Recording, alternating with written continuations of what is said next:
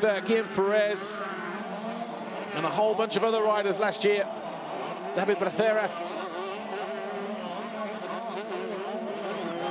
But they're getting behind the riders at this age, and for them to ride now in EMX125 with this kind of support, this kind of scrutiny, can only do them good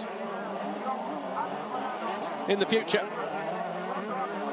Van Aert trying to rail a double outside line. He does get alongside Mikula. Mikula knows he's there. Closes down the door. This is for second place, and Van Aert somehow keeps a nice tight line on the exit. Bruce is still fourth. There he is, off the back of that group. Smulders has recovered. Oh, and Mikula loses second position. A mistake coming out of the turn. Van Aert goes through. And he's going to lose third as well to Bruce. And he does.